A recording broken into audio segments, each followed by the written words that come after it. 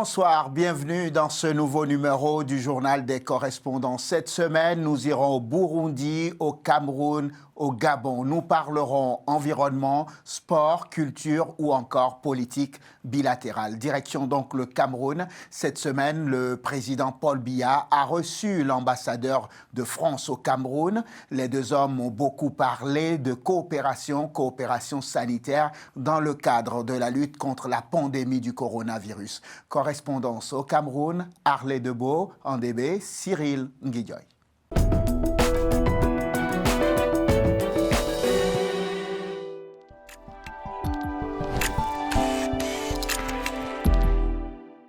Son Excellence Christophe Guilou, ambassadeur de France. Bonjour, Monsieur le Président. L'audience de l'ambassadeur de France au Palais de l'Unité revêt toujours un caractère particulier. Cette fois, Christophe Guilou est porteur d'un message écrit du président français à son homologue camerounais. Avec Paul Biya, le diplomate français passe 90 minutes pour revisiter l'excellente coopération bilatérale entre les deux pays.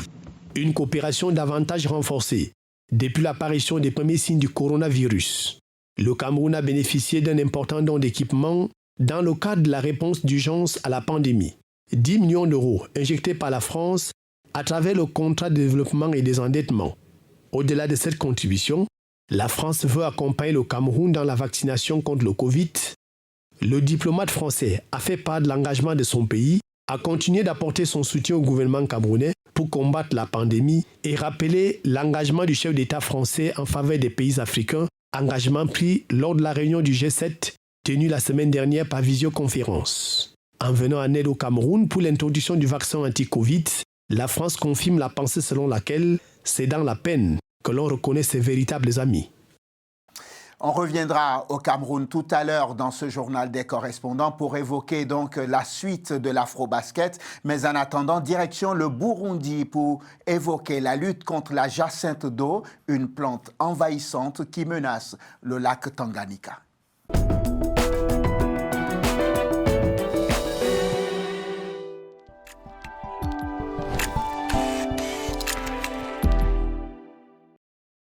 La jacinthe d'eau est une plante envahissante qui menace le lac Tanganyika. Suite à la pollution, cette plante reste présente dans certains endroits de ce lac, qui est le deuxième lac africain par la surface, après le lac Victoria. Il est le deuxième en profondeur et le plus long lac d'eau douce du monde.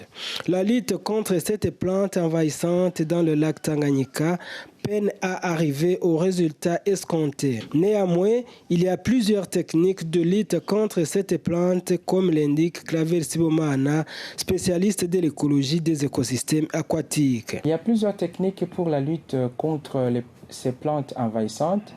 C'est la collecte manuelle. Et une autre technique, il s'agit d'un contrôle avec des herbicides. Et l'autre technique est la technique de lutte biologique. Celle-là s'avère un peu plus efficace. On va utiliser d'autres organismes pour contrôler, des organismes qui peuvent consommer cette plante pour essayer de contrôler sa prolifération. Cependant, considérée comme nuisible, cette plante peut aussi être bénéfique pour les populations. Elle peut servir à confectionner certains objets. Pour ce professeur associé à l'Université du Burundi, la valorisation peut être aussi une solution efficace.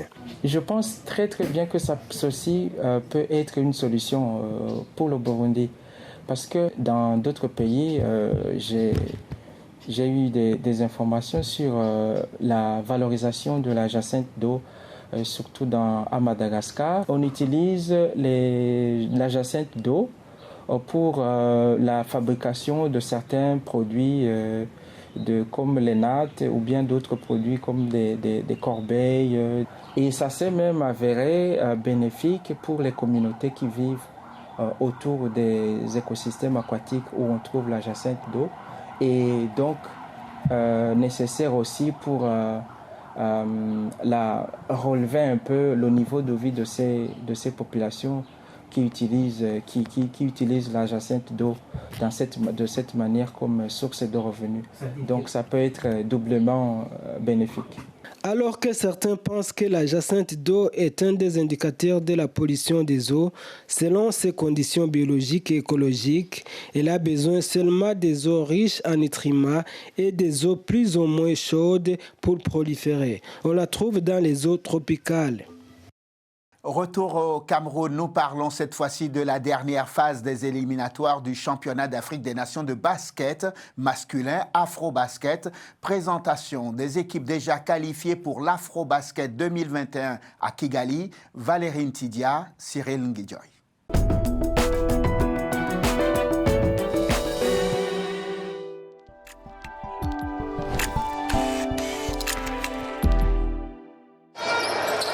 Elles sont 13 nations sur les 16 attendues à avoir décroché directement leur ticket pour la phase finale de l'Afro-Basket rwandois 2021. Sur le Rwanda, pays hôte, a bénéficié des circonstances atténuantes, classé 4e du groupe D avec une seule victoire en 5 rencontres.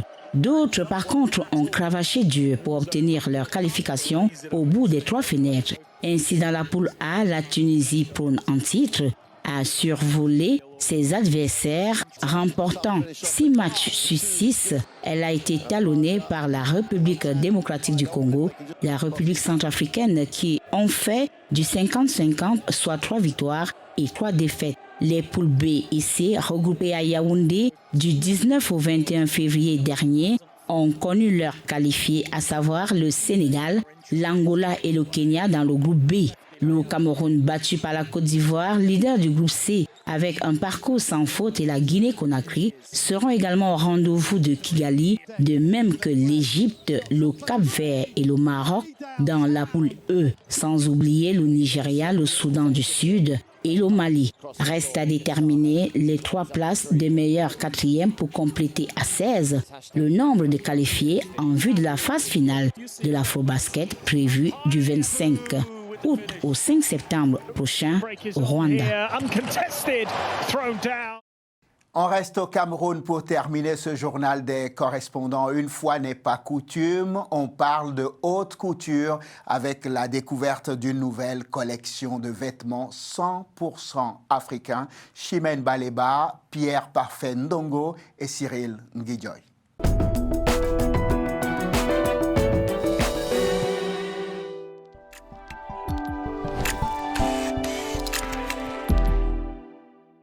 Des costumes, robes cérémoniales et plein d'autres articles en tissu pagne, confectionnés de façon artisanale. C'est le fruit de la marque Sky of Hope. Leur particularité, les finitions sont authentiques et faites pour la plupart à partir des tissus made in Cameroun. Mettre en avant le fait que nous pouvons créer des emplois en confectionnant nos tenues ici, en portant les tenues que nous produisons ici avec les textiles fabriqués, que ce soit ici ou ailleurs, en Afrique. Je pense que c'est déjà une plus-value. Nous proposons des colliers, des accessoires, des vêtements, un peu de tout, même de l'ameublement en tissu. La collection a été créée en novembre dernier, mais elle attire déjà de nombreux curieux.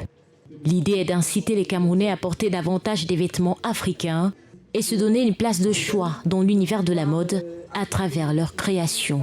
Lorsqu'on parle de vestimentaire, il est important que l'Afrique puisse avoir son identité. Il y a des tissus qui sont non dits africains, comme le togo, le bokolan, le tchétchéré, bien de tissus locaux. Mais très souvent, lorsqu'une personne vient en Afrique et veut retourner en Europe avec un vêtement africain, il va porter du wax et dire, voilà, je suis africain. Et pourtant, il est hollandais.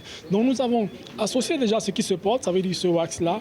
Nous avons associé à cela nos textiles africains. Ces collections qui allient tissus modernes et panafricains sont de plus en plus réintégrées dans le code vestimentaire des Camerounais. Par ailleurs, très peu de jeunes entreprennent dans l'industrie de la mode traditionnelle. Selon des récents chiffres, le Cameroun a importé plus de 73 000 tonnes de vêtements de seconde main en 2019, ce qui équivaut à près de 40 milliards de francs CFA.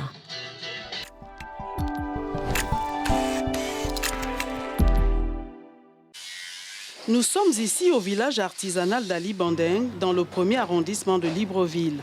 Autrefois bruyant de monde, à ce jour, plus que quelques sculpteurs travaillent encore sur la pierre d'un bigou, une spécialité typiquement gabonaise. Ici, comme ailleurs, la crise sanitaire mondiale affecte davantage le quotidien des sculpteurs, déjà pénalisés par les décisions gouvernementales qui encadrent cette activité. Le village il est bien impacté pour diverses raisons. Il y a non seulement la Covid qui nous empêche déjà la clientèle d'arriver, mais également dû au fait que ces produits ont encore également été prohibés donc à la sortie. Donc, ce qui fait que contrairement aux productions antérieures, aux années antérieures j'entends, on a de moins en moins de produits qui sortent pour des raisons qui incombent à nos gouvernants. À pied d'œuvre, Ruffin et Fabrice exécutent passionnément des œuvres commandées par les quelques clients qui leur restent. Pour chacun, le travail pourrait durer une semaine, de la formation à l'assemblage. Je suis en train de faire une scène de famille en pierre de Mbigou, c'est-à-dire papa, maman et enfant, en sculpture, tout en pierre de Mbigou. C'est une commande, c'est quelqu'un qui m'a demandé. Bon, là, nous sommes en train de faire un montage, un assemblage de bois et de pierre pour constituer une statuette en fait, qui représente une femme africaine avec une calebasse et l'autre avec un bébé. Un travail de génie qui fait encore et toujours des heureux. J'ai déjà pris un truc, oui, je vais reprendre avant de partir, ça fera de bons souvenirs. En plus, on les voit travailler, donc oui, c'est très intéressant.